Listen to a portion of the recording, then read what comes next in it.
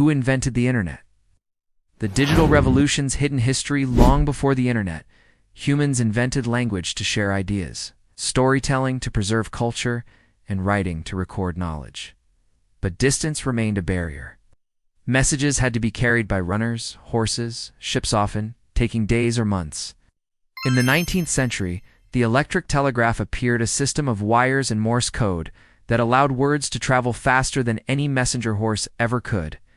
Telegraphs connected continents, but emotion and voice were lost in translation. Only letters, only dots, only dashes. It was fast, but not personal. The true spark for digital communication came during the Cold War. In 1957, the Soviet Union launched Sputnik, the world's first satellite. The United States panicked. It feared enemy missiles targeting communication infrastructure. In response, the U.S. government created ARPA, Advanced Research Projects Agency, in 1958 to fund high-risk, high-reward science projects. Defense needs catalyzed networking ideas. In the late 1960s, computers remained massive, isolated machines. To enable collaboration and redundancy, ARPA commissioned a revolutionary experiment, or ARPANET, inspired by packet switching work from Paul Baran and Donald Davies. ARPANET segmented messages into packets, allowing data to route flexibly across multiple paths. On October 29, 1969, ARPANET transmitted its first message between UCLA and Stanford. The message was intended to be login, but the system crashed after 2 letters. LO. That incomplete LO marks the humble beginning of today's global network. By the early 1970s, U.S. universities like the University of California, MIT, Harvard, and others were connected. Researchers could access distant machines, send files, and share ideas efficiently. ARPANET rapidly formalized into a small network of academic and government institutions, a proof of concept that digital communication could transcend miles. Despite ARPANET's early success, each network spoke a different digital language. What good is connection if networks can't understand each other? That's where Vint Cerf and Bob Kahn enter the story. Nice. In 1973, they conceived TCPIP, Transmission Control, Protocol, and Internet Protocol, a set of guidelines allowing heterogeneous networks to interconnect seamlessly. TCPIP allowed messages to travel across network boundaries reliably. On January 1, 1983, known as Flag Day, ARPANET officially adopted TCPIP. This decision turned the concept of isolated networks into a network of networks. This was the moment the modern internet truly began.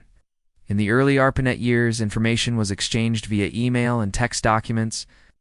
There was no hyperlinked web, no graphics, until Tim Berners-Lee appeared.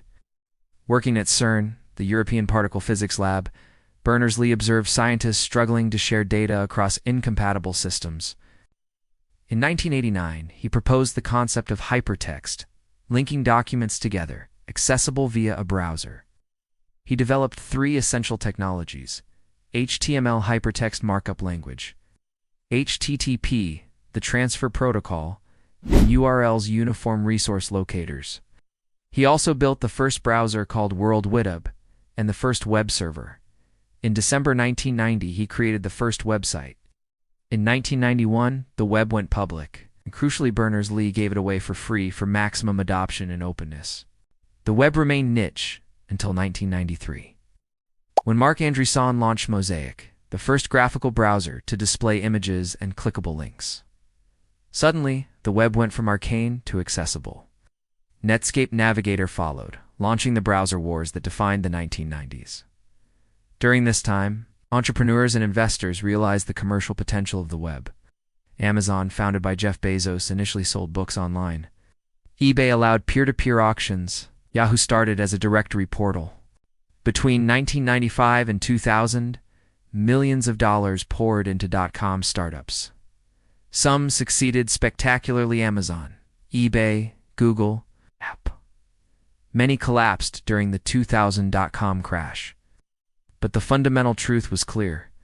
The internet was no longer just research infrastructure, it was commerce.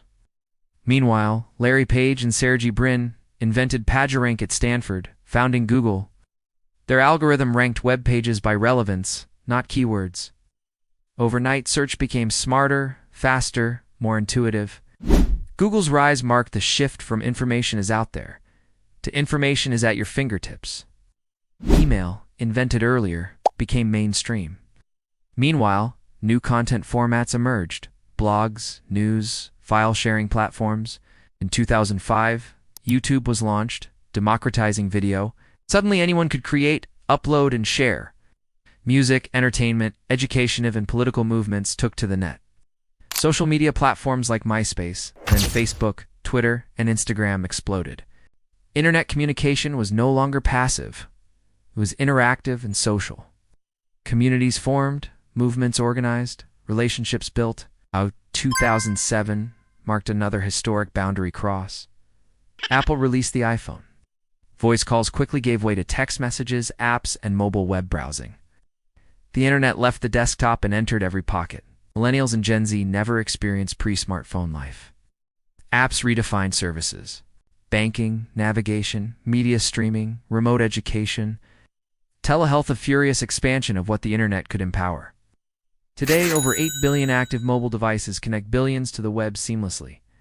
The convenience, ubiquity, and breadth of access define modern life. The World Wide Web has become just part of a broader Internet of Things ecosystem. From access to education to telemedicine, e-commerce, to digital activism, the Internet has unleashed incredible innovation.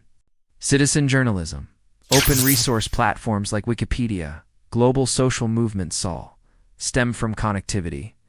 Yet the Internet also enables mass surveillance, cybercrime, election interference, misinformation, and mental health challenges. The same platform that democratizes voice can amplify propaganda. Algorithmic echo chambers, concentrated power in big tech, regional censorship.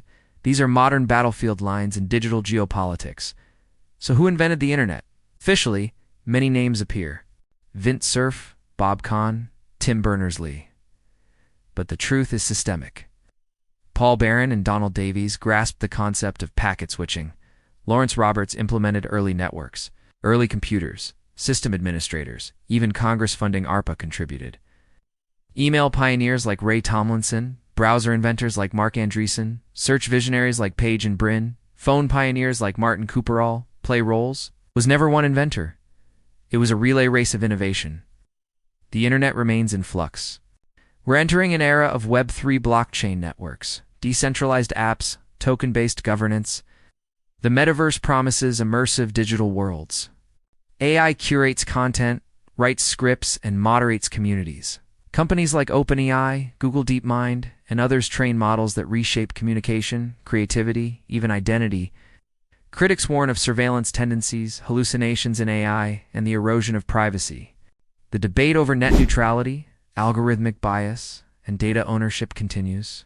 The future hinges on collective responsibility. As you watch this video, remember, the Internet is alive because of you. Every post, comment, stream, and upload extends its legacy. From Spark to social web, from ARPANET's patched wires to fiber optic undersea cables, from TCP/IP to Wi-Fi and satellites, humanity has built a global voice. Its power calls us to act with wisdom. So when someone asks, who invented the Internet? The honest answer is, all of us. Scientists, dreamers, builders, users. Each generation builds upon prior systems, opens new doors, challenges old ones. The story of the Internet is ongoing. We are still writing it. Thank you for exploring this digital odyssey with Flashback Facts. Hit like, subscribe, and comment your first memory of going online, or what you'd like us to decode next. History is more than facts. It's the network of stories we share.